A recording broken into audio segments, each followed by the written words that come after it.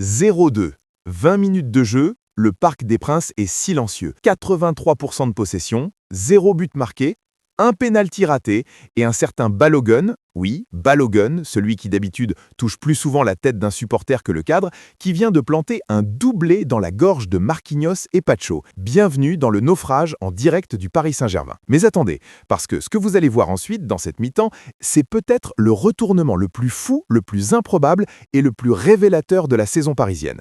Installez-vous, parce qu'on va décortiquer ensemble chaque minute de cette première période dingue entre le PSG et Monaco. Avant même de parler ballon, il faut comprendre le contexte dans lequel ce match se joue.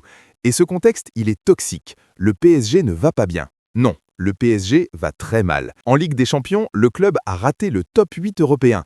Il est condamné à jouer des barrages. Et on parle d'un club qui ambitionne de soulever la coupe aux grandes oreilles. En Ligue 1, Paris n'est même plus leader.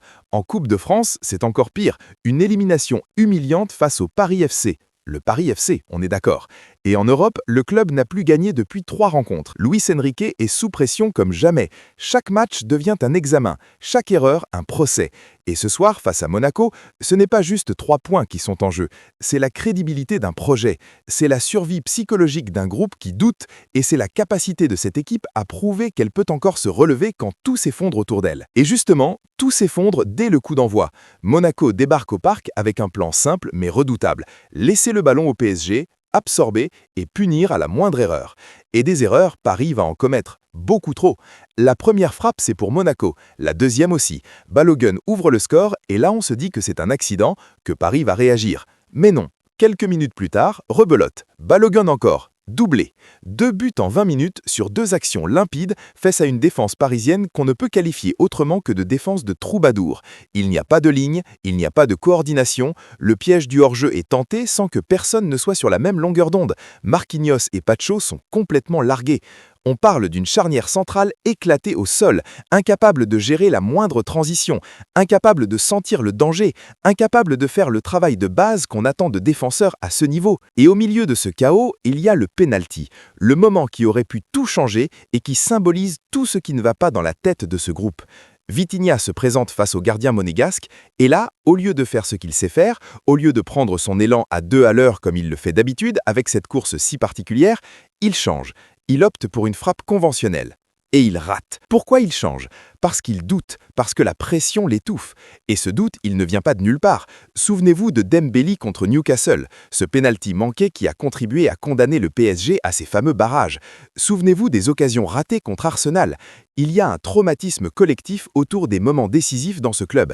Chaque tireur monte avec le poids des échecs passés sur les épaules et ça se voit, ça se sent, ça se paie. 0-2 donc. Le parc est sonné, les joueurs sont sonnés.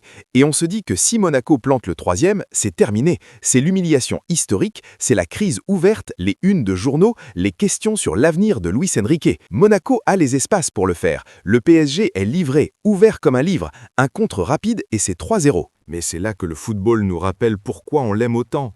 Parce que ce qui se passe ensuite, personne ne l'avait vu venir. Et tout part d'un homme, Désiré Doué, le gamin de 19 ans que Luis Enrique avait décidé de coller sur le banc. Et pas par hasard, Doué enchaînait les prestations médiocres, les critiques pleuvaient, la presse, les réseaux sociaux, tout le monde tapait dessus. Et Luis Enrique, plutôt que de le protéger, a choisi la méthode dure, le banc, la sanction. Le message envoyé devant tout le monde: ton talent ne suffit pas, montre-moi autre chose ou reste assis. Et puis le destin s'en mêle. Dembélé se blesse, blessure précoce, sortie forcée, et Luis Enrique n'a pas le choix. Il fait entrer Doué. Sauf que le Doué qui entre sur le terrain, ce n'est plus le même joueur. C'est un joueur avec le couteau entre les dents, un joueur en mission, un joueur qui a quelque chose à prouver à tout le monde, à son coach, aux supporters, aux journalistes, à lui-même. Et il ne lui faut qu'un ballon. Un seul.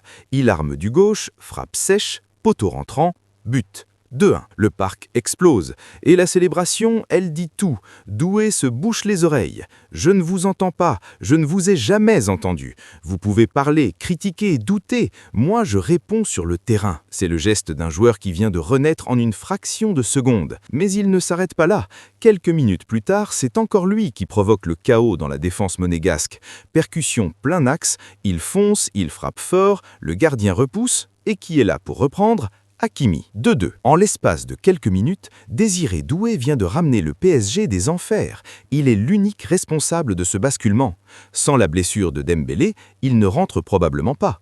Sans sa mise au banc, il n'a peut-être pas cette rage au ventre. Luis Enrique a joué un coup de poker et le destin lui a distribué la bonne carte. Génie ou coup de chance ? Honnêtement, la frontière est mince. Maintenant, parlons cash. Si le score est de 2-2 à la pause, il ne faut surtout pas se mentir. Le PSG a été sauvé par un éclair individuel, pas par un plan collectif. Hakimi, oui, il marque, il est opportuniste, il sent les coups, mais défensivement, c'est une catastrophe. Son retour de la CAN semble inachevé, sa rigueur est aux abonnés absents et sur les 2 buts encaissés, son positionnement pose question.